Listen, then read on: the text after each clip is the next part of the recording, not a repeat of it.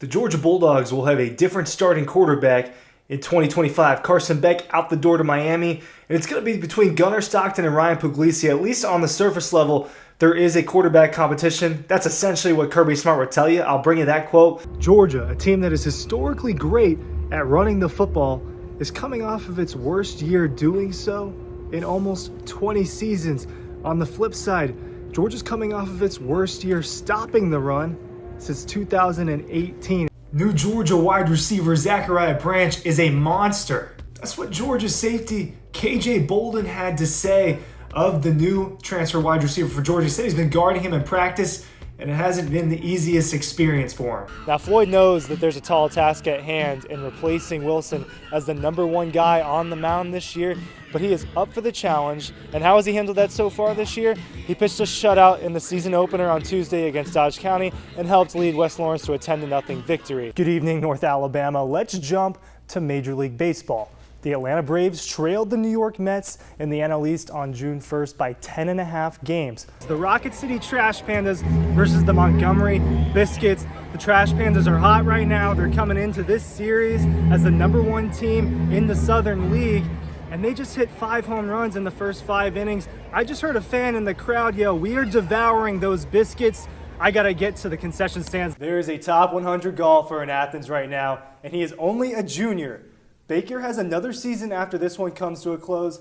Taft, when you went out there and spoke to him, what stood out to you the most? It might be the middle of June, but there is big news in the National Football League. Former Alabama defensive back Minkah Fitzpatrick is now the highest paid safety in NFL history. Fitzpatrick inked a 4-year contract extension with the Pittsburgh Steelers that will earn him over $18 million per year. Welcome to the latest edition of Sports Source. I'm your host, Ryan Kerley, and we're jumping right in as area high school teams start to look toward region play.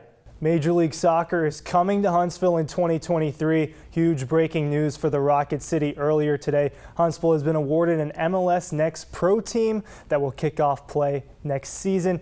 Yeah, you get 32 minutes in a high school basketball game, right? 25 turnovers is a lot for a college game. So if you turn the ball over 25 times, it's not a good sign. They averaged 16.6 turnovers a game coming in this. 16 is not a good number for turnovers. You want to try to keep it around 10 for your high school. That's a really clean basketball game. It's sloppy. They're a young team. 2022 Gunnersville Lake Hydrofest brought in competitors from all around the world. But Steve Huff is racing for something more than the Gold Cup. We're all carrying the Faster Than Cancer Foundation moniker, and we're out here to help raise some money for a scholarship program that we've put together for youth to go to vocational and trade school trainings, and it's just a lot of fun. Huff was diagnosed with stage 4 metastatic cancer in 2020, and he started the Faster Than Cancer Foundation this year to help raise scholarship money for and inspire underprivileged and challenged children. We're definitely proud of it, and we're so happy to be here in Gunnersville. Monday we get to go visit some people at the Cancer Center here in town. Then hopefully we get to be there at St. Jude's and visit the kids again. His philosophy for beating cancer or any other disease is the same as his philosophy for racing. Don't stop. Don't stop. You don't have to win the whole game. You just got to. You don't have to beat them by a lap. You just need to beat it by a little bit. So if we can just stay a little bit ahead of this cancer that's in me and whoever else is fighting it, just take those victories one at a time. Each day is worth something. Each hour, each victory. Huff has his oasis on the water, where he has proven to be faster than cancer. When I put my helmet on, and everybody, the worst part about this cancer thing is knowing that you have it. But I forget about it when I put on a helmet, and I have my time, my space, and it's my sanctuary, and I just hope that others have their sanctuary and their place. And if they don't, come on out and share it with us, because we're going to be having fun. Regardless of what happens, we're going to be having fun.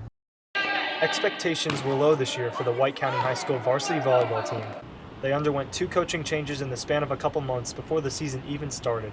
It was the beginning of the summer, and I started working with Coach White. And when he took another job, I was kind of left to pick up the pieces, and I feel like I just hit the ground running. The coaching carousel was especially difficult for the players to adapt to. They put in so much work to find Coach White, and we were so excited about him, and he had such high expectations for our team. And then when we got the news that he left the night after our parent meeting, we were just kind of down. We were like, well, what do we do now? Our season's a month away. Honestly, it destroyed our confidence a lot.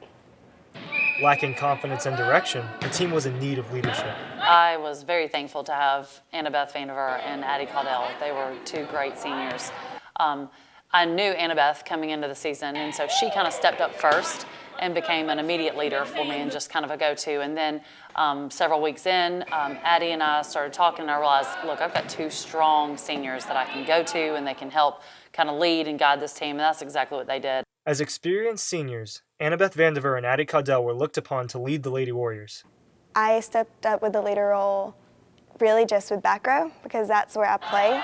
So individually, I helped all of the defense players, and my other teammate, Annabeth, helped with the front row players and overall the whole team. So we were there for anyone that needed us. I knew the only way that we were going to win is if someone stepped up and led the team.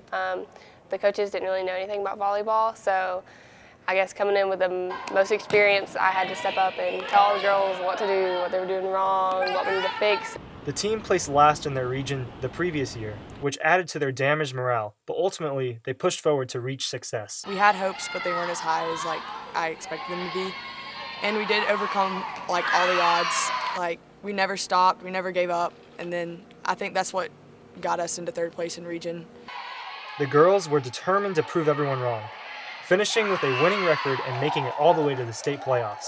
I think the girls defied the odds and exceeded everybody's expectations for the season because there were very low expectations. And like I said, the players, coaches, everybody's morale was kind of low because it's hard to have a change in head coaching, especially at a varsity level. So I think that when we decided to start playing and they started winning, people were really shocked, and we did. We defied the odds. We just never quit. We kept on trucking, and we made it to state as a 3 seed. By dealing with adversity and displaying perseverance through coaching changes and doubts, the volleyball team adopted the mindset, never say never.